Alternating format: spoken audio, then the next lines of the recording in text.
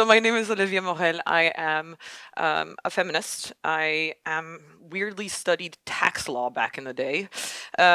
You'd say I'm crazy too. That's maybe why I joined forces with Frantisek. Um, I'm the proud mother of three beautiful children that are, yes, at home. I've been away for a week now. And actually, my flight got canceled, so I'm going to be here one more day. And I must not forget, of course, the wife to my wonderful husband who's keeping our children today. I was born through surrogacy. I do fight against the multi-billion-dollar surrogacy industry today with the Casablanca Declaration. We are a wonderful group of 150 experts around the globe in 75 different countries. We have physicians, philosophers, psychologists, doctors, lawyers, you name it, we have it. This Casablanca Declaration has no political color. We don't have a religious label. We have radical feminists and we have conservatives that are in the same coalition, which usually is a good recipe for disaster, you know? But on this one issue, we can sit at the same table and we can talk that surrogacy has to stop today.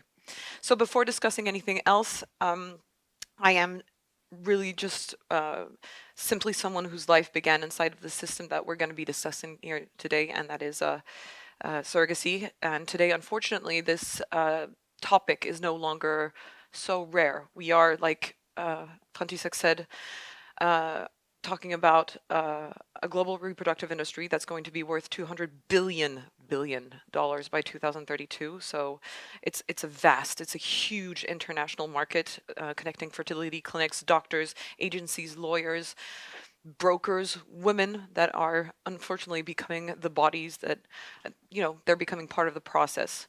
You can have children that can be bought in the United States for $200,000. You can go to Africa and buy yourself a child for $45,000. So in parts of the world, agencies recruit these women that are most often economically vulnerable in economically vulnerable situations to carry pregnancies for clients from wealthier countries. So even in countries where surrogacy is illegal, like Austria, for example, the practice continues, of course, to go cross-border because we have these cross-border arrangements. So we've got Austrians going abroad in Mexico, going to exploit a poor woman, coming back with a baby. So couples do travel abroad. Children are born elsewhere, and the legal systems are later asked to recognize this result. So in other words, reproduction has become something that is totally globalized.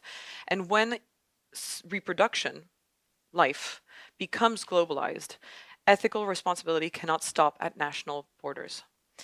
So in public debates, in which I love to participate, and in mainstream media, surrogacy is always almost discussed in the very positive, glossy pictures that we see, and in the perspective of adults. So we talk about adult infertility, we talk about adults' desires to have children, we talk about adult autonomy. And the child always appears at the very, very end, at the bottom of the story, as the happy result. So we rarely do begin with a fundamental question. What does surrogacy mean for the child who is born through it? Because if we look structurally at what surrogacy entails, three things always occur. First, we have a woman whose pregnancy is organized for the purpose of giving the child to others. Then we have contracts who determine in advance who will be recognized as the parents. And third, we have the child that's transferred at birth according to that prior agreement. So in other words, the separation of a woman who carried the child, the mother, and the child she carries is not a mere accident. It is the design of the system. It is the design of surrogacy. And to understand why this matters, we must speak about the pregnancy itself. So a baby does not begin life at the moment of birth. It begins long before inside of the woman. For 9 months, he's going to hear the mother's voice, her heartbeat. He's going to listen to the rhythm of her voice, the chemistry of her hormones. And modern science does confirm that mothers always have known what mothers always have known intuitively. So during pregnancy, there's this constant biological communication between the mother and the child. Through epigenetics, the environment of the mother influences how the child's genes are expressed. And then we have a phenomenon, that's a beautiful phenomenon that actually Pope Francis talked to me about back on the 4th of April 2024. He talked to me about microchimerism. And I was stunned. I was like, wow, like a political figure is actually talking about some scientific facts. And I was shocked. It's the first time someone so highly placed, was so smart to talk about it. And it's this magnificent thing that happens, microchimerism, in which cells passes between the mother and the child, and these cells remain for decades, for a lifetime.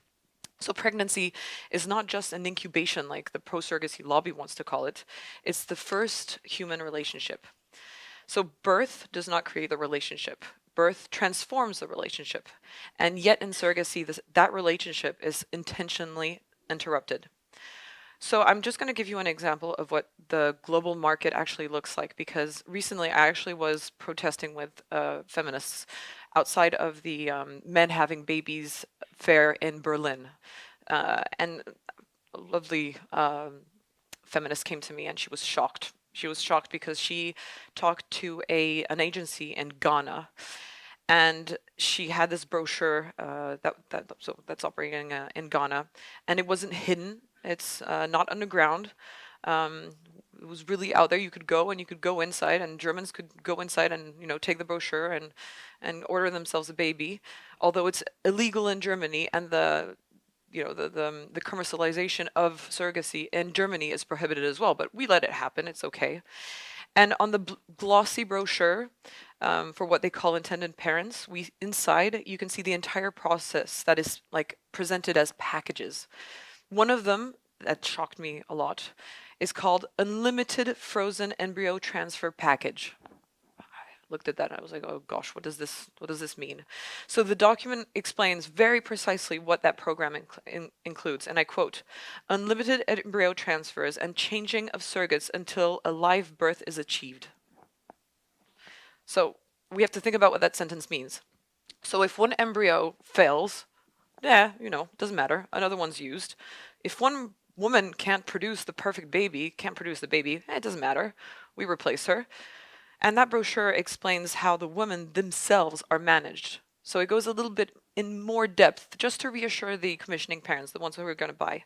It proudly states that the mothers, they live together in a residence, so they're packed into these houses in Ghana, where their daily lives are completely supervised and monitored. It says, and I quote, an experienced live-in midwife oversees the well-being of both surrogate mothers and the precious babies they carry. It adds that the residence includes a cook and even a cleaner who prepares meals according to their dietary requirements and maintain their environment. So in other words, their food, their environment, and their bodies, everything is monitored, and they're inside of those homes for 9 months.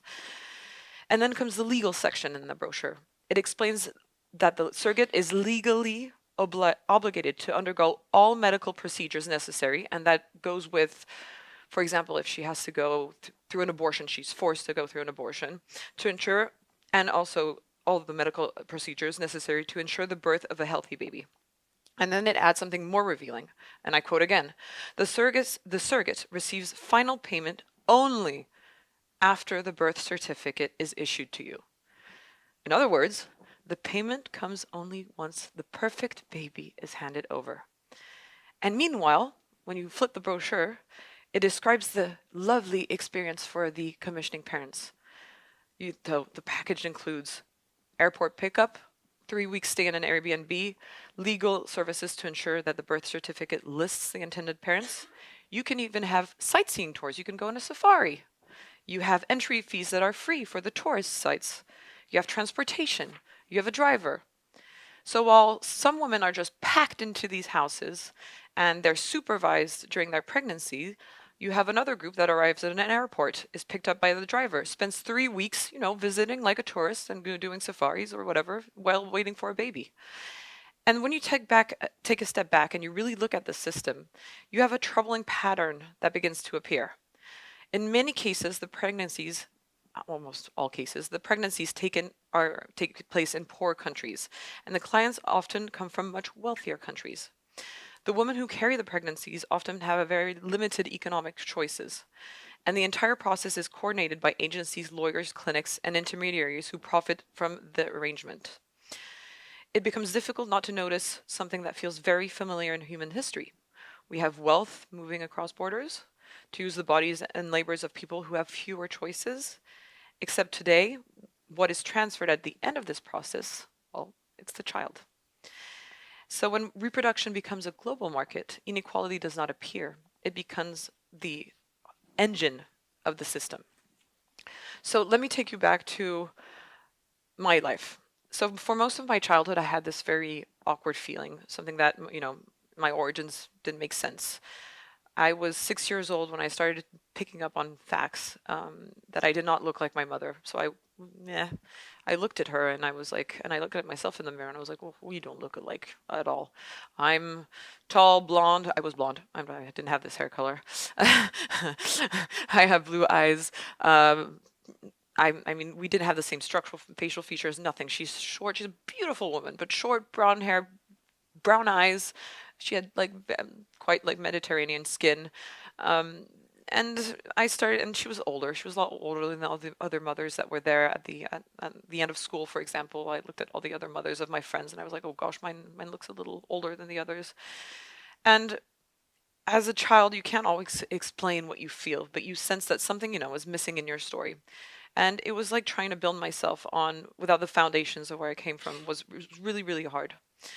And so I grew up, and then I turned 17, and I started making research on internet. I remember that one night. I opened up Google and I started searching. I didn't search surrogacy because I didn't even know what surrogacy was at that point. And I Google adoption agencies because I thought I was adopted at one point, even though I had a really good relationship with my father. And I really quickly came upon surrogacy agencies and what they did, and I researched all night long because I was going crazy. You have to imagine this like 17-year-old me going crazy. And I frenetically looked online, and then everything just clicked in. I knew I was born through surrogacy, and then I went on and I told everyone that I was born through surrogacy. And I finally discovered something, that finally changed my life. So suddenly, my entire beginning, my birth, my identity, my family story was not what I thought it was. It had been organized, it was planned, it was contracted. So I wasn't separated from the woman who carried me because of tragedy, because of death, because of abandonment. I was separated from this. You have to understand that the separation was planned even before I existed. Before I was even conceived, it was agreed that the woman who would carry me would not be my legal mother, that I would be abandoned. There were contracts, there was an agency coordinating the process, there was a lot of medical procedures on my surrogate mother, there were payments that were done, and my transfer from one set of arms to another set of arms had been anticipated long, long before I had a heartbeat. And people often say to me, well, at least you were wanted. They love saying that to me. And it's true, I was wanted, but I was also pre-assigned. My relational world had been designed even before I even existed. My first bond, and that is with my mother, was meant to be temporary. And years later, I was able to speak to the woman who carried me, and she told me something very, very simple of the day I was born. When the nurses, well, when you're born through surrogacy, usually the nurses, they take you away and they just throw you, well, they clean you up first, and then they put you in the surrogate parents, in the commissioning parents' arms, so you don't have skin-to-skin contact with your surrogate mother at all. And that day when I was born, she remembers very clearly, and she wrote to me, and I thank her for it. She remembers that I was put into a little basket and cleaned, and then my little head turned towards her and looked directly at her. And so that just goes to show how we look for our mothers at birth, no one else. And it was instinctive because for 9 months she was my entire world, and suddenly that world disappeared. And that is the part of surrogacy that we don't talk about at all.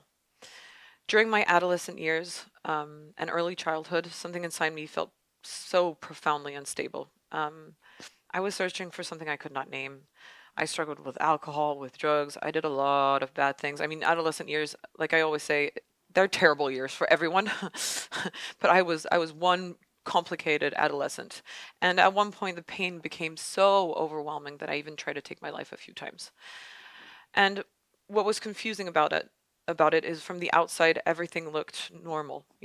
I had parents who cared for me, I had opportunities, but internally I had this fracture that I didn't understand. And it took me very many years before I began to realize that the rupture at the very beginning of my life had shaped me more deeply than I ever had been able to articulate. Everything also changed when I became a mother myself. Pregnancy stopped being this abstract idea For 9 months, I felt this other human being inside of me grow inside my body. I felt her, my daughters, Eleanor, and I think of her today. I felt, and my other boys as well. I love them. But I felt her small movements. I just remember this so precisely. The changes in my body, this beautiful way where, do you have two lives that become intertwined? And then I realized something that no contract can erase, that before my baby girl was born, that baby girl that was inside me, she already knew the woman who carried her, and that was me, her mother. She knew my voice, she knew my heartbeat, she knew my smell, she knew my body. And that is when I understood, in the most physical way possible, what had been taken away from me. Gestation is not a service, it's a relationship. There is another moment in my life that truly captures what identity truly means. 2 years ago, I went to America, actually for the first time in like 10 years, actually, in 10, 12 years. And I was standing in New York City. And the real reason I was there was because there was my brother, my half brother that I had met, that I had reunited with online because of a DNA test. And for the first time in my entire life, I was able to meet someone who shared my biological story. And we stood there, I remember, we were standing there in Grand Central Station, looking at each other, and for a couple of seconds, we just didn't say anything, to be honest. We just looked at each other. And then I just remember him and I just running to each other and like hugging each other really, really strongly. And we were just two adults for the first time that felt something really, really familiar. And he looked like me. He had the same jawline as me. He had the same eyes. He had the same way of moving. He had this, he felt like home for the first time, And biology has this really great, amazing way of revealing itself. And while we were standing there as adults, there was this, I just thought, like, there's this entire childhood that had been taken away from me. We had, that I could never, ever get back. We didn't get to celebrate birthdays together. We didn't have all the arguments that we should have had. We didn't fight. We didn't pull each other's hair like my children do, But we also didn't hug. We didn't have what the moments that make siblings siblings. And when I hugged my brother that day, I thought of that little girl, that little Olivia, that I was once, the little girl that felt something was off, and that was something that was missing in her story. But that little girl, that little Olivia, she didn't have yet the words to explain it. And she was right. I was right. I knew something was missing. So that day, when I met him, I felt two emotions at the same time: joy and a lot of grief. Joy because, of course, someone who had been, a part of my story was sitting there in front of me, and grief because an entire childhood of growing up all together had already passed. An identity unfolds over time. It cannot be written in advance by a contract. So I'm not only here today because I don't like surrogacy, of course. I'm here because I lived it. And I don't want any other child to have to spend years trying to reconstruct the beginning of their own life like I had to. Surrogacy asks society to believe in something very, very radical. One, that pregnancy can be turned into a service, and two, that motherhood can be divided by contract, and three, that the child at the center of this arrangement will simply adapt. They don't, if I may say. Human beings are not contracts. Our origins are not transactions. They're rights, actually. And no market, no matter how large it becomes, can erase the most fundamental human question. Where do I come from? Origin stories do not disappear. They live in our bodies, sometimes even in the cells of the woman who carries us. You can write contracts. You can even rewrite our birth certificates, but you cannot rewrite biology. And one day, every child born through surrogacy will ask the same question. The question is whether they will ask, is not whether they will ask, sorry. The question is whether the systems that we build today will have respected their dignity from the very beginning. Thank you. So this was so moving, Olivia. I have seen videos, many of you, but there's nothing like hearing this live in a room, being there with you.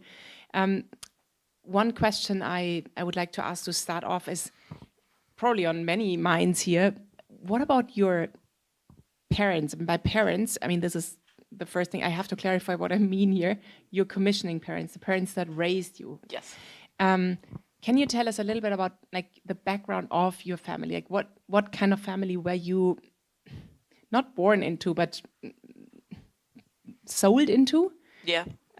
What kind of, who were your parents? What was their, like, how did they raise you? Did they ever tell you about it? Probably not, because you did all the research. And then when you found out about it, you said you told the whole world about it, but did you confront your parents with it? Did you ask them why they did that? Could they see your pain? Like, did they understand it? So all of this I took like 9 months to write in the book, to be honest. But if I can just summarize in a few words, I was born into a very wealthy family and my mother was older, so she was 50 when she had me, and they started the process when she was 48, so she couldn't have children. Physically, because she was too old, and so she and my father wanted a child. They had the money, a lot of money, and they decided that because they could, that they would, and they had me. So I was born into this really, really wealthy family. I lacked of absolutely nothing, but I did have an emotional, I'd say, distance with my mother. Not with my father. Always from the start. From the start, from the very, very start, I had this emotional distance with my mother, and not my father. He was harsh, Swiss, so harsh. He was a very straight man, but he loved me very much, and then we had this very big connection between us, and so yeah, and when I was 17, I said I told the world about it, but I didn't tell my parents. It was for one very good reason. It's because you have to understand that these children, we are deathly afraid of what our parents how they are gonna react. Where they brought us into the world, we know that we were paid for. We know that we are worth a lot of money. We know that they put in a lot of money, actually, a lot of intention into having us. So I was deathly afraid of their reaction. I did not know how they would react. And so, yeah, I didn't say anything. And then one day, I just decided that it was enough. I took the DNA test. I got the tangible proof that I was born through surrogacy. And then I started talking a few months after that. And to them? No, not to them, to the camera, to social media, because I was a bit of a coward. I have to admit, I have to be honest on that point. I was. Well, you fear losing the relationship. I mean, that's so understandable. I was terrified of losing them. I was terrified. And I was also scared that they would refute what I would have, even though I had the proof. I was scared that they would refute what I had to say. And so I didn't say anything. And I went online and I used TikTok. I don't know why I used TikTok. I'm 34. Isn't that the source of truth today? Well, when you want to really have reliable information, you go on To be TikTok. honest, I'll give TikTok one thing. It's the only platform in which you could say everything and everything is accepted. You go on Instagram and you say this, you're banned. So it was kind of just not really an obvious choice, because in the beginning you can see me on my first video. I was talking like this, I was born through surrogacy, and it's this because it was so awkward. I didn't know how to use a phone and a camera, and I was scared of saying the truth. I was deathly afraid of saying the truth, even to a camera in my own room. And I remember my husband was just behind the door. So you were already married? Yeah, of course. I was you were 30. 17? Oh, 30. No, 30. No, Okay. TikTok didn't exist. Yeah, But yeah, I yeah. don't even know if TikTok. No, it didn't exist back then. I'm too old already. So what was the relationship with your parents just before you spoke out? Was it intact? Was it good? Was it non-existent? There was a relationship, but it was once again a quite distant relationship with my mother, closer to relationship with my father. But they were there. I mean, they were there. And did they know that you spoke out about it? Did they find out, or they found out via my TikTok videos? Yes, unfortunately. So not from you directly? Oh no, not from me directly. So that was a big deal. And so how did that end? What's it ended in the fact that I lost them because they refused to speak to me today, as of today. Yes. from the moment of these videos From the onwards? moment they found out about the videos and about all my advocacy work, they decided that that they would not speak to me again because they thought that I was seeking vengeance against them, and I'm not at all. I don't blame them. They did what they had to do. I mean, I don't really blame commissioning parents, to be honest. I don't point fingers at them. I don't point fingers at people. I point fingers at systems that allow this to happen. Mm. I'm not here against people, so I'm not. I didn't judge my parents. They acted on impulse. They acted on a desire, and because the systems allowed it, well, they did it. Mm. And so they still, as of today, think that I'm seeking vengeance. Unfortunately, they haven't come around, and it's fine. And so it was a cost. It's one of the costs of me speaking about surrogacy. I had a choice at one point. It was either I was silenced, I stopped speaking about it, and I kept my parents, or I talked about it and I lost my parents. And I decided that I would continue to speak out because I couldn't be silenced. I couldn't hold this any longer, and I couldn't bear thinking that women would be used in this world and children would be bought in this world, and it would just continue without me speaking up about it. Mm. So it was one of the costs of surrogacy, that talking about Speaking out. surrogacy, yeah, speaking out cost me. So you actually never had a conversation with your parents about the whole issue. Why? No, Wow. no, I mean, I had a brief encounter with my father because I had to come back to their house and give the keys of their house back. This is an awkward moment. But I had to give my father the keys back, his keys back. And so we briefly exchanged at the gate. And he just told me that, they weren't thinking about the consequences back then. Mm. Yeah. They weren't thinking about the consequences back then. I guess that's why it's so important that you and others, hopefully many more, speak out, because no one probably knows what they're getting everyone into, like the commissioning No. parents, but of course the surrogate mother, and of course the children. Like it. But speaking out is quite impossible. Even under anonymous, like an anonymous témoignage, testimony, it's extremely difficult for victims of surrogacy to speak out. Even surrogate mothers. I mean, we have surrogate mothers that try to speak out, but they're silenced. They face lawsuits all the time, but because the contract stops them Yeah. from speaking. And children, it's even more difficult, I'd say. And I don't like to put a hierarchy in like how difficult it is to, which is the biggest victim in the story. But the children, like, to speak out, it's nearly impossible because you are faced with the choice of maybe having to, well, not the choice, but you're faced with the practically the inevitability of losing your parents, and that is to be abandoned a second time. Yeah. Which is another trauma that you have to go over. Yeah. And so I do speak to other children that are born through surrogacy. We are like on a little WhatsApp group. It's a lovely group, yet ladies only.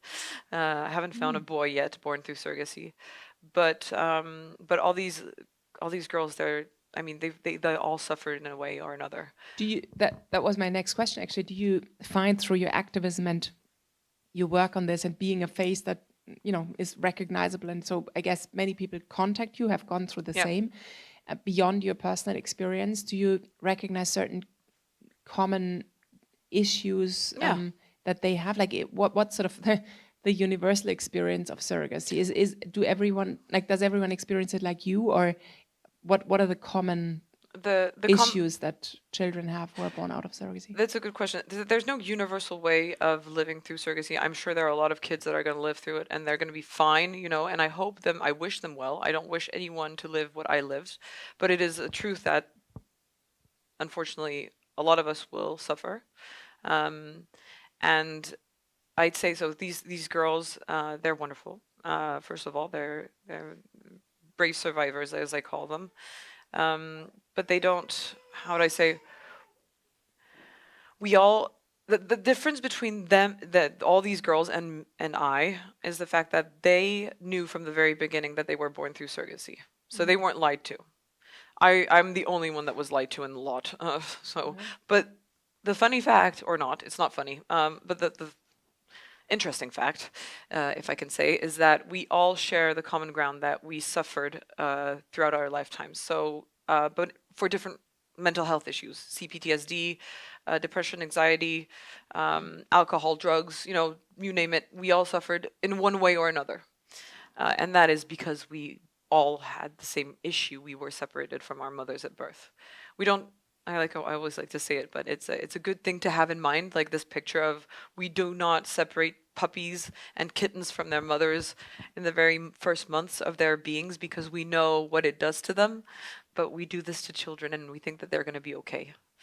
So they're You, not. yeah, you said in your speech that you had obviously you struggled with your identity, and then when Oh, you met your half brother in New York, yeah, you said it was like feeling at home for the first time. yeah.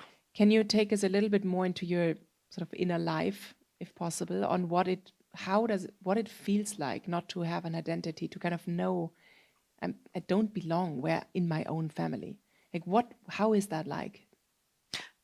It is the most. I couldn't. It's hard to describe because you feel not. You feel like not at ease. You feel awkward. Awkward is would be the word because you don't belong, but everyone tells you that you belong. So you're kind of split into two, literally into two. You have this person inside that's like, oh no, I do not belong to this family. And then there's the other side where you have to pretend that you belong to this family. So you actually kind of go crazy. And so for a very long time, they thought I was bipolar. Yeah. But actually, very easily, I'm not bipolar. It was just because I was spliced into two for so long. I literally was broken into two people that had to live in one body. And it was terrifying. Terrifying and so terrifying and so painful that, like I said, I attempted to take my life a few times because it was just I couldn't numb the pain enough with drugs and alcohol at a certain point. And I guess there was no one in your surrounding who would even have an ear for this, right? Who you could talk to, or who would sort of understand what your experience was. Well, no one could understand. No, no Yeah. one could understand. I could speak about it. I could try and speak about it to my best friend, for example, Caroline. That's been my best friend for that's actually for 26 years. She's been there and she's been through the thick and the thin with me. But she's seen me grapple at life. She's seen me suffer. But she couldn't understand. Mm. It's very complex issues that issue that like practically. I mean, not a lot of people can understand this. Mm-hmm. So you're very, very alone with this Well, experience. you're totally alone. That's why I told you it was too painful at times, way too painful. And even growing, and even like in my early adulthood, when I grew up, and I was 22 when I met my husband. I'm 34 now. No, so no, I was 21 when I met my husband. Oh gosh, I was 21 when I met my husband, and he had to deal with me. I was Mm. this like very possessive, jealous, almost psychopath because I just was I would grapple onto people and I would hold them so tight because I was scared that they would abandon me. So Mm. I would hold on to all my friendships and my boyfriends and everyone and I would squeeze them and then it's a metaphor of course, but like I was nuts, and they would eventually leave me, and then I would go into depression, and then it would cycle back, and so it was very complicated. But he was the first person in my entire existence to be this like I call him my rock. So you have to imagine like a big rock, and then just the waves like in the ocean, and then the waves like crashing onto this rock, and I just kept on crashing onto him and crashing onto him, and I would be like this psychopathic crazy woman uh, And he could handle it. and he just stood there. He Wow. literally just was like, okay, go ahead, just keep bumping into me and keep crashing into me, and he did not move. And at one point I remember it was in October of the first year that we met. I looked at him and we were sitting at a dinner table and I looked at him and I was like, ah, he's not gonna abandon me. Like for the first time, like it was just this first time in my whole entire life where I was just like my fear of abandonment that was so strong throughout my entire life, and I was just like, the first person that, and this didn't happen with my parents either, because every time my parents would leave, I would freak out, like I was Mm. scared that they would leave me, and I didn't know why, but saw my husband, and I was just like, oh, finally, he's not gonna leave me. Wow. Yeah, so He really did help in the whole rebuild, like not rebuilding myself, because I could only rebuild my identity once I knew about my mother, my surrogate mother, and her origins. But Matthias was one of the reasons why I'd say he's the reason why I'm alive today. Oh, Yeah. this sounds like a beautiful healing experience as well. Like, I mean, I don't know if it's Yeah. probably not over yet. I mean, it's never over, but Yeah. how did you, like, how, I mean, maybe you can talk a little more about how you overcame all this emotional turmoil and the anxiety and the depression and so on. You just started with, you know, this beautiful experience to meet your husband who could actually handle this. Yeah. But like, what were other sort of elements or experiences in your life that helped you to overcome this, or have you overcome it actually? I've actually I can say that I've overcome like 90% of it, and there's always going to be like a 10% where it's sometimes like for example my birthday. I hate my birthday. I'm never going to like my birthday. It's just like the weeks going up to my birthday, I go into this dark gray zone, and well, it's not depression anymore, but before it was like this very huge phase of depression before my birthday. And then I would just hit my birthday, and then I would go back up straight afterwards. I just wanted to get over with. Wow.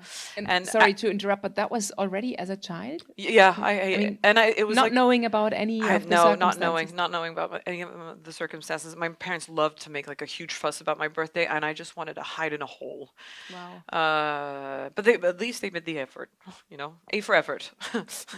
uh, no, but yeah. So overcoming it. Phew, I guess so. Matthias was one of the first reasons why I stayed alive. I guess he was the rock I just held on to, but he's not the one that healed me per se. The thing that healed me was talking about it, coming out with my story, speaking about it, writing the book. Writing the book was therapeutical. Yeah. Like it was one of the reasons why I wrote it. One reason is because I wanted people to have this book and be able to fight surrogacy everywhere in the world. So you can take literally this book anywhere, and just at home, if you have this discussion with people, you can use the tools that I put in the book to fight against surrogacy at your level. But the other reason was because I needed just to write all of the trauma that I lived and my experiences that just shaped me. And writing it felt like it took me 9 months to write, so it's funny because it's like giving birth to my fourth baby. It literally is my fourth baby. But once it was out, I just felt so much more at ease. And having this vocation, this really strong desire to fight against surrogacy and making changes in the world is profoundly healing. When you turn your trauma into something like it into a vocation. Yeah, that's the best part of it all. Wow. We will talk in a second about the whole advocacy part and what you do out there in the world. Before I call up Felix, was there any other cost you had to pay? You said, I mean, the biggest cost is certainly losing the relationship with your parents, even though, they were your commissioning parents, but still they raised you. Was there any other cost to speaking out in your life? Like speaking out about the issue?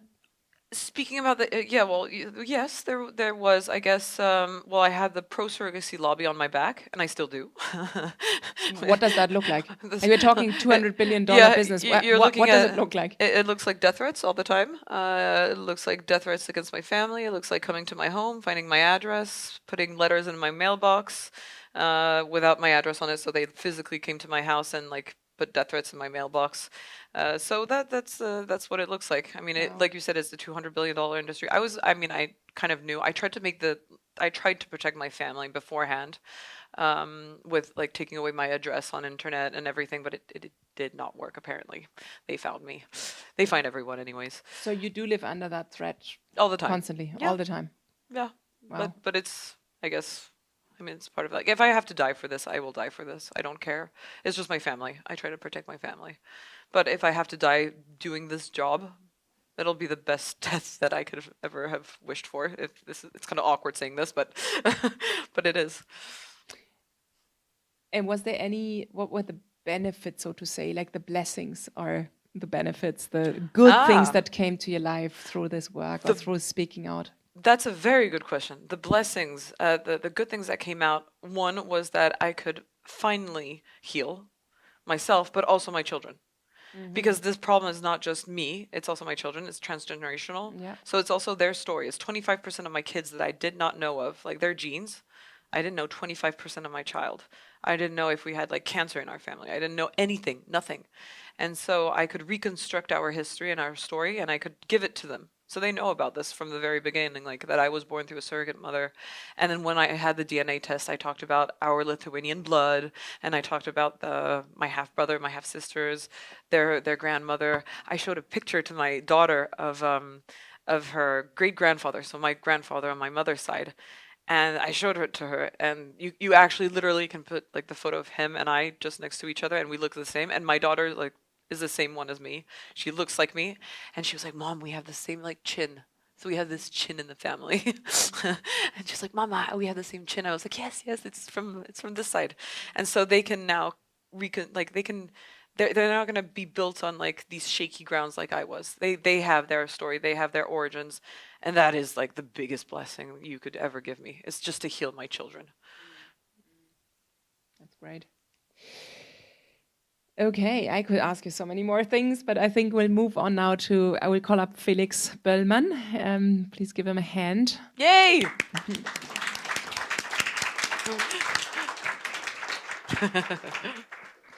We want to bring in a little bit the legal side, the advocacy side to this, because Olivia, you obviously now travel the world literally, speaking out in many political fora, parliaments, in front of governments, at hearings, and so on and so on.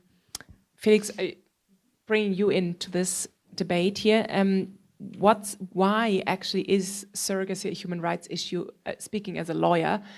Because it's obviously we hear about, I mean, now we heard your story, we had heard sort of the other side of the story.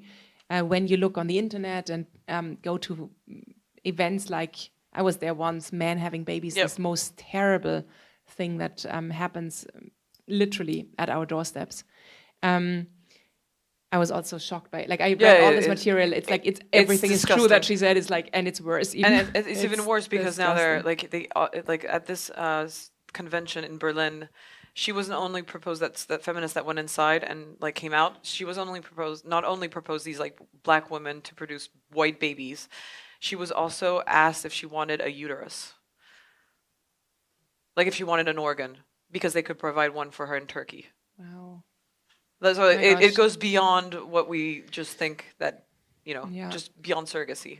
Yeah, no, totally. And yet when you read about it on the internet and in sort of all these glossy PR campaigns, it's like always presented like a win-win situation, right?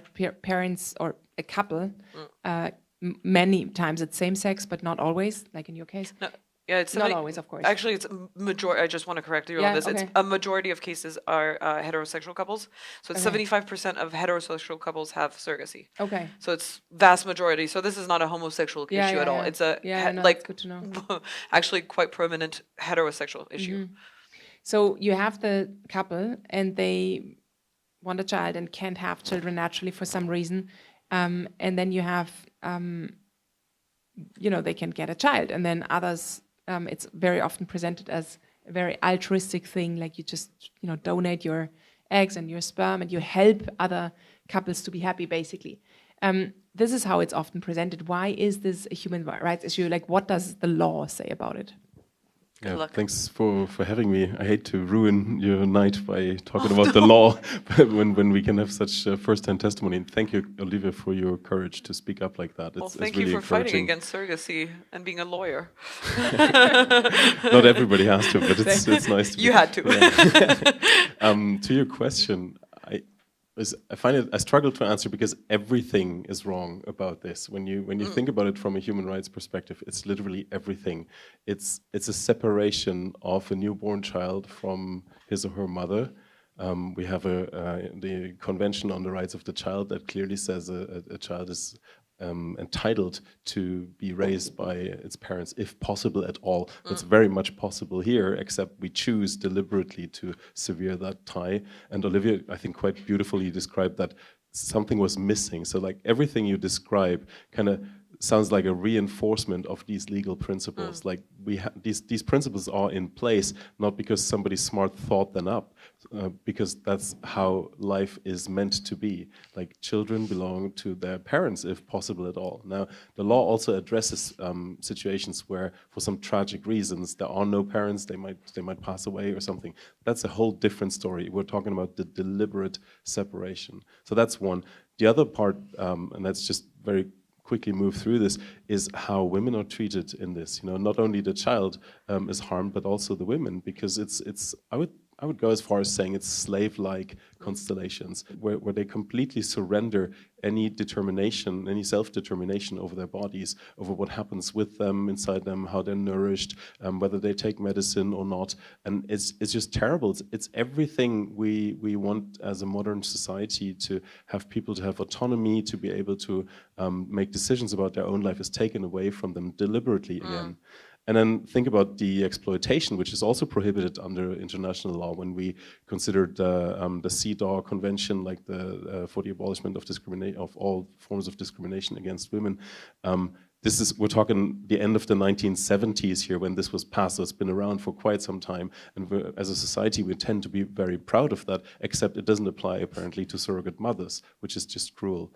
And lastly, if you think about the jurisprudence here in Europe, where all these things under the European Convention on Human Rights are prohibited, like slavery is prohibited, the child has a right to private life, has a right to know their origins, everything that surrogacy stands for is not permissible under the law. The court, unfortunately, has not taken a very bold stand on it. Understandably, the European Court of Human Rights focuses on how to deal with children that have come into existence through this practice, and that's a principle in international law, that we do not want to discriminate regardless of the origin. And that's okay, but the court has failed to take a strong stand against the practice as such for all the reasons that I've mentioned, simply because there doesn't seem to be a consensus among European states how to deal with that. So the court basically has said it's up to the states to regulate that. But remember, this is a cross-border issue, so you may have a prohibition nationally, but then people just go abroad, and then the state is left to deal with the consequences when the child is already there, and then the principle of non-discrimination applies. So there's much to be desired, and at the same time, much is already regulated, and it's quite profoundly regulated against this praxis. When we speak of the right to know your origin, I think we have to be just clear that there can be 6 adults involved as parents, in some kind of parents, nowadays, at least, yeah. exactly. So you can have the egg donor, the sperm donor, the surrogate mother. By law, the husband of the woman who gives birth is recognized as the father. In many countries, yes. Exactly. And then you have the commissioning parents. Yeah, and now you can do all sorts of shenanigans. You can take parts of an egg cell and complement them with other parts from other people. Yeah. So it's literally limitless. Yeah. So how is this right to know your origins then, like in contrast with the so-called, and I want to ask you to speak to that, right to have a child, which of course is not a right anywhere in international law or national law, but it's very much culturally a dogma, almost like it's like, of course, if I want a child, I can get a child, no matter through what means. It's up to my autonomy and autonomous decision. That's culturally very much the paradigm. Contrast that so-called right to a child with this right to know your origins. Like, where do we stand here legally? Is the trend moving into a certain direction? Well, that really depends on the underlying philosophy. Like in international law, it's pretty clear that there is a right to found a family. So men and women of legal age may freely choose a partner and found a family. And that implies, in the language of 1948, when these declarations, the first human rights declaration by the United Nations was drafted up, that implies a man and a woman getting together, founding a family as literally like a lifelong union to include the possibility of having children. It doesn't say that explicitly, it just says you have the right to found a family. But I think in that context of that age, it really means that that implies a possibility to have children. But then nowhere it's guaranteed that you have a right to have a child. And you can ask the question, what do you want in life? Do you want to be or do you want to have? And the whole idea of being is something that is well reflected in these international laws provisions, but the right to have something is is not really to be guaranteed, because like, who is guaranteeing you to have anything, right? The states are prohibited from interfering too much with you, okay, but whether you're poor or whether you're rich, whether you're healthy or not, that is not something you can demand really of anybody. So there's no right to have all these things. Now the state is under an obligation to respect your private life, like to respect the family, to respect your choice of a partner and all that stuff. But nowhere it guarantees for you the right to have a child. And in contrast, when you think from the perspective of the child, international law assumes that children do come into existence. And again, in the technological world of 1948, that can only mean by natural birth. There was no such reproductive techniques as we have today at our disposal. This comes from the late 70s and 80s. Actually, the first child born through surrogacy was, I think, that was not related to the gestational mother, was in 1986 in the United States. So that's a relatively new phenomenon when you consider how old the law actually is and how old the currently laws the laws that are currently enforced are. So long story short, there's no right to have a child, but once a child exists, the states ought to guarantee the child a certain status, like a right to private life, a right to know the parents, a right to be registered, to have a name from the moment of birth, the right to know your origin, and the right to be raised by your parents if possible at all.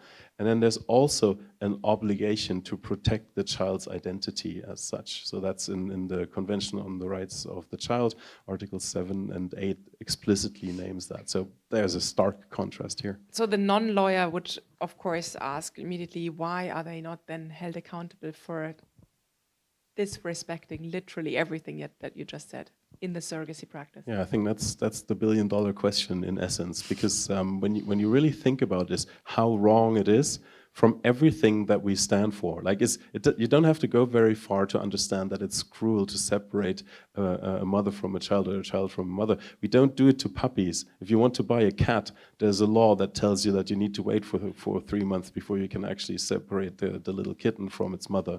But there's no such law for humans, apparently. That's bizarre, you know. And actually, when you have national prohibitions, it only works because of the cross-border context. And then states turn a blind eye. And of course, states indirectly probably also profit from the industry, because that is a lot of dollars revolving around the world. And when you talk about these conventions like baby wish fairs or something like that, obviously some city is collecting taxes on the revenue that is made there. So we have found very interestingly, for example, in Germany, where not only the practice of surrogacy is prohibited, but also the advertisement or the facilitation of such arrangements. You can have these fairs. In Berlin last weekend there was one, and you can just walk into that, buy a ticket, and be there. And I cannot answer your question why that is. It shouldn't be that way. And that's why what is I know. no one taking them to court? We are. We are. We did. I did it in France. Yeah, I'm just asking the question. We're just getting started. Yeah. I actually in France. In France, we have wish for a baby. Like it's the same thing in Berlin, but in France it's prohibited. We're not allowed to commercialize surrogacy on French soil. But they come. They're happy. They come, and like we actually stopped the wish for a baby fair back in September 2005. I live in France, so I'm very lucky to be able to live in France and be able to act on French soil directly. And funny enough, the director of the mayors of France is my mayor. So I was just like, hey, look what's happening in Paris. Like, can you? They're selling children in France, and you're okay with this? Like, what are you doing? And with a little bit of political pressure, you can make them do a lot of beautiful things. These politicians, and they stopped the Wish for a Baby fair in September. So it's possible. It's just that we have to put pressure on them. Yeah. So that gets us actually into the advocacy area now, because this was then not happening because of advocacy, basically political pressure, which can be very, very effective. As in this example, and there are many others that we'll talk about. But taking them to court is, of course, a different thing. So where is this happening right now, Felix? So late last year, a feminist group in Germany called Frauenheldinnen e.V. actually scored a victory that doesn't sound that great to a non-lawyer, but the problem is standing. Who can actually sue a city for allowing this to happen. And it really, without wanting to wade too deep into these legalese, but not every norm entitles anybody to just sue. You have to either have a certain quality, or you have to be a competitor or something. And if you think about that, like, who is a competitor here? Like, who can sue the city for allowing such an exhibition to take place? And this association in Germany scored an important victory because a judge wisely pronounced that under certain circumstances, even potential commissioning parents might have standing to, because it's an illegal practice that's being advertised. And people who want to make use of that illegal practice, even though it's illegal, they can go there and do that. If you want to be law-abiding, you can't. But the judge said that these people who actually want to be law-abiding and can't, they could actually sue the others for having this advantage. So that's a major victory. It doesn't sound like much, and it's a little plot twist here, but it lays the ground for anybody who could potentially either be a surrogate or be a commissioning parent can now sue in Germany, and they're preparing the next case to actually do that, and we will support that. Yeah, that's great. Of course, we are talking about a very long-term strategy here, because it's not so easy to take down a multi-billion-dollar industry that many people in the world just benefit from financially, big time. So let's talk a little bit about what is being done internationally on the advocacy front. Both of you, I mean, we ADF, and you're very much involved in this, and so are other great allies yes. of us who are involved in this around the world. Olivia, give us a bit of a panorama of what has been done so far internationally. Not like everything, because there's too much, but just sort of the main points of attack, let's say. The major point of attacks, we've had big wins within countries already. So we've got the Italy ban that came. So Italy bans the Italians from going abroad and coming back with a child. So they can be fined up to €1 million if they do so, and go to prison for about 2 years. So they think twice before doing it. And I think that's a perfect national law that was taken, that came into place, I think, in 2024. Correct me if I'm wrong. And that was, I think it was 24. It was 24, because I cried when that came out. You remember when you last cried? Yeah. No, that was yesterday. But that was the I mean, without going into the details, but that was the fruit of a deliberate advocacy effort on Italy, right? So these concrete results, you are seeing them. Yes, exactly. There was, there are so many people that have been in the background playing. I mean, ADF has been here. Feminist groups have been acting. I can't say the name of your NGO. Stop You've been acting. We've all been acting together, and it's been the fruit. I mean, we're just collecting the fruits of our action. So it's wonderful. So yes, Italy is one. We had the ban in Slovakia, the constitutional ban. Once again, Joseph is here in the room. You have these civil societies on place and on site that have been acting non-stop for this to happen, and then we just join forces and then make something beautiful happen. We had Chile, who recently is going to, so they're in the process of banning surrogacy themselves, because we have civil society in place over there, and actually Victor Valle, who was cited in the beginning, is over there. He's acting so harshly in Chile with Bernard Garcia Laran, who is our executive director at the Casablanca Declaration. So that's happening. In Ecuador, they were actually going to pass a law to permit surrogacy, and same thing. Bernard was sent, and so now they're actually going to pass a law that prohibits surrogacy. So they switched it around. So we're seeing things, national bans that are coming up, and we're very, very proud of it. You're very proud of it as well, I'm sure. We're all proud of it here. But we're also seeing a shift at the UN level. You might speak of the EU level, because I'm not so much of an EU fan. Sorry. No, just kidding. Of course, you're French. I mean, I'm American and Swiss. No, but at the UN level, we're seeing a shift. We're seeing these countries making more and more side events during, like, the week on the women, or the week for the children. We're seeing seeing the Human Rights Council a shift as well. We saw the Special Rapporteur on Violence Against Women and Girls that came out with a beautiful report last year, and that was a huge win on all of our parts, with a lot of work behind this. Like and ADF put a lot of input, Casablanca Declaration put a lot of input, all civil society put a lot of input on this, and she came to the conclusion that all types of surrogacy is bad, and that we have to ban it internationally. Wonderful. I think it's worth mentioning, or yes, like just explaining a little more the significance of this report, because it's so, like, the UN is, generally speaking, for our kind of topics, a rather hostile environment, to say the least. Yes, yeah. I just came back from it, and I can tell you it's hostile. It's yeah. They have to be reminded many, many, many times, and that's partly what we have a permanent team working at the UN in New York and Geneva, remind them of why they were actually founded, which is to protect human rights and fundamental freedoms. And they seem to have forgotten that a lot. And so, Felix, tell us a little bit about the significance of this report, because it was close to a miracle that this came together. Yeah, the UN has a system where under special procedures, they have special rapporteurs on issues. And one of the special rapporteurs, they are independent experts with a mandate for several years that can be prolonged, is the special rapporteur on violence against women and girls. Reem Al-Salem is the current mandate holder. The first success in advocacy from a lot of groups that put pressure on that was to put the topic on the agenda. So for the special rapporteur to pick up on the topic. And then once that was done, there's always ways to engage. Olivia mentioned the engagement of a broad array of civil society groups, and that's really what counts. The special rapporteur, the beauty of the mandate is the independence. And that's what they must cherish. So they cannot be one-sided. So what they do is they call for input from civil society.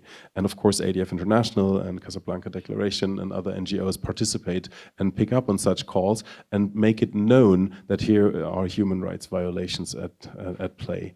And then the special rapporteur reviews these inputs, and then they call for meetings, for hearings where you can reiterate that or where you can elaborate that. And ultimately, Reem Al-Salem came around and thought, okay, this is a topic of grave concern. I need to write a report on that, and she did. And then in the drafting of a report, there were several iterations of, she wasn't so sure at first whether to distinguish altruistic and commercial surrogacy, which frankly is window dressing. Just explain that quickly, what that means, what the distinction is.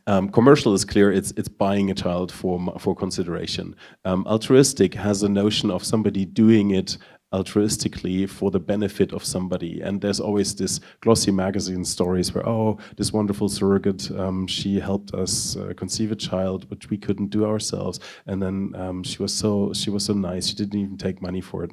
But that's just PR, basically. It's in reality, even altruistic, so-called altruistic surrogates get a compensation that almost levels up to commercial payments. So it's very hard to make that distinction in the first place. And frankly, I think it's just window dressing.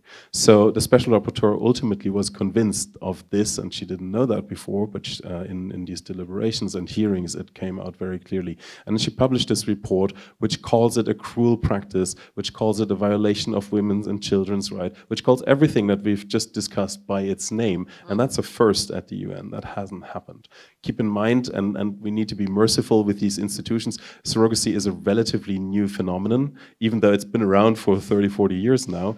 Still, like, if you think about these institutions and how slow they behave and come up to speed on things, unless there's high pressure, then that's not a very long time. So it took a lot of pressure to advance this, and it did work out, and that's a foundational thing that you can build on. This report is in the world now. There's no denying that a reasonable person with a high degree of independence produced a report that calls things by their name. That is a wonderful achievement. So what else has happened on the international advocacy front on this? anything So to add here? at the EU, there have been several resolutions in the European Parliament calling out the practice. Usually, it also comes from a feminist side, from a women's rights standpoint, and also the rights of the children. But there's ambiguity because at the same time, the EU is working to legalize so-called cross-border parenthood. They want to establish a principle that says if you're a parent in one state, you're also a parent in any other member states of the EU, which inherently, there's nothing wrong with that. That's fine, depending on how you define what a parent is. And here, they explicitly wanted to include commissioning parents, so to do away with this problem of going abroad and then coming back and having to legalize the child. And thankfully, it's a Commission initiative from 2022, and the EP was the Parliament was just consulted. They have no lawmaking right here, and it's sitting in the Council now, and it needs to be approved unanimously, and it's blocked because not every state wants to approve this unanimously. Thankfully, we have states who stand up against this notion. But it shows the ambiguity. The Parliament can at the same time condemn it as an unlawful practice and call it out as a violation of women's rights, and at the same time vote yes on the recognition of cross-border parenthood. And on another level, international private law, there's also a conference in The Hague that deals with that, and they have been working since 2010 on something to, like the states get together and they think, how do we deal with the aftermath? If somebody goes abroad to have surrogacy, how do we get the children back into the country and don't make their life unnecessarily hard by registering the commissioning parents maybe in the birth certificate and all these kind of things, and which is clearly a step to deny the right to know your origin, because if your true parents are not listed in your birth certificate, basically you will never know who they are, and you have a right from the Convention on the Rights of the Child. So that's clearly nonsense. And thankfully, just yesterday I got word that it's finally off the table for now, because states couldn't agree on an international convention to regulate the subject because there were too many different approaches and too much disagreement between the states. Now, I think Israel has advocated for revisiting the issue in 2028. So it's not a long break, but it's a break for now. There will not be such a convention as of today, which is also a great victory. And we have to mention the French Siams group that advocated for that. They went to The Hague. They demonstrated in the very beginning when it started. They weren't permitted to go in. A couple of years ago, I think they had a seat at the table, or last year in winter, I believe. No, that was us last year in winter. Yeah, you went there, but Siams also went there. Siams went there before us, long before us, and they've been fighting outside of the The Hague conference in the rain, and they've been doing this for years on end. So. And just to commemorate Erwin Landrichter, who was mentioned before, he had a correspondence with the Ministry of Justice demanding to know, as an Austrian citizen, why what Austria's position was in The Hague when they were negotiating this convention. And the Ministry of Justice literally replied to him that this is not for you to know. We do not share this information with ordinary citizens.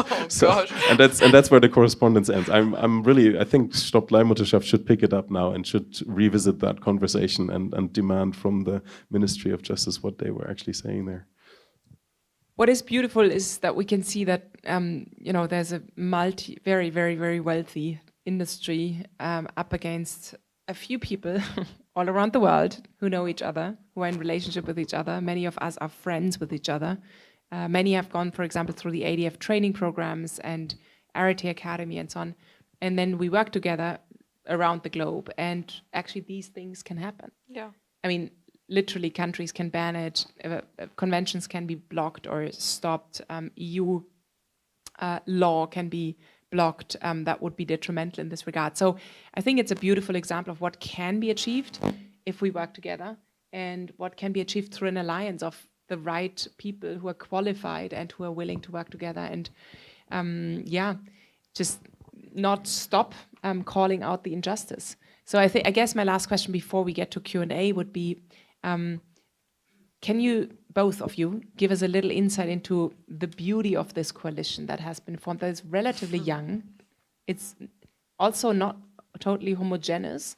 They are very. No, like I said, to say the least. To say the least, yes. To say the least, exactly. But it's a beautiful example of collaborating literally across the world with a few people. Like you were saying, 150. It's probably not much more than that. And then those really active with a full-time capacity are way fewer. Oh yeah. And yet, it's like a handful basically, and yet, these things happen. So give us some insight into what this coalition looks like, because of course that can be an example also on other issues, and what is possible with a few really convinced people. Well, this coalition looks like I mean, I remember when we had our international conference in Rome in 2024. We had this panelists. We had this panel of politicians. So we had these Italian politicians on stage, and we had someone from the Greens, right wing and kind of centerish, and they were all bickering about politics and stuff. But at the end of the panel, I just remember them being like, surrogacy is really bad. All of them, even the Greens.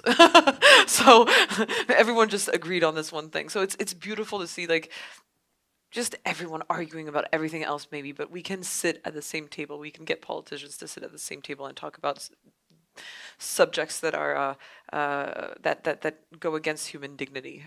So this is just beyond us. Another picture that I like to mention is actually the encounter with the Pope, because back in How did that come about? That came about because.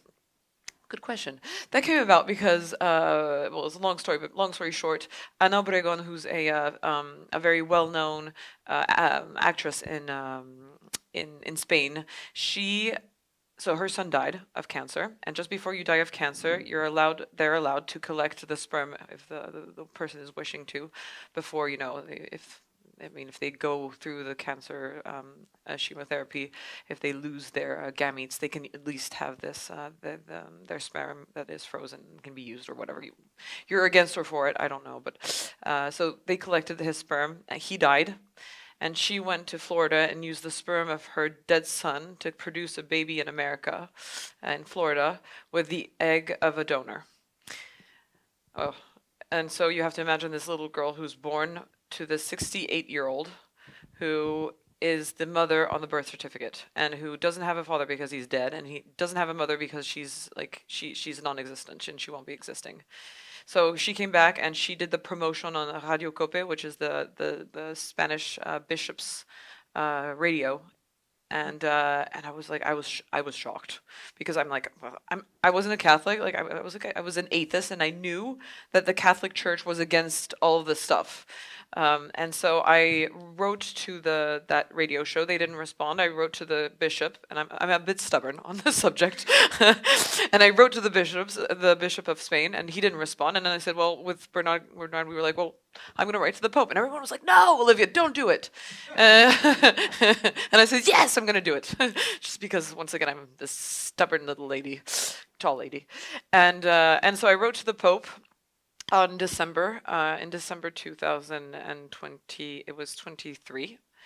And January 2024, he spoke, and he said that he was against surrogacy. Again, he reiterated it in front of the diplomatic corps. It was on January 8th, 2024. And I was like, yes, he maybe got the message.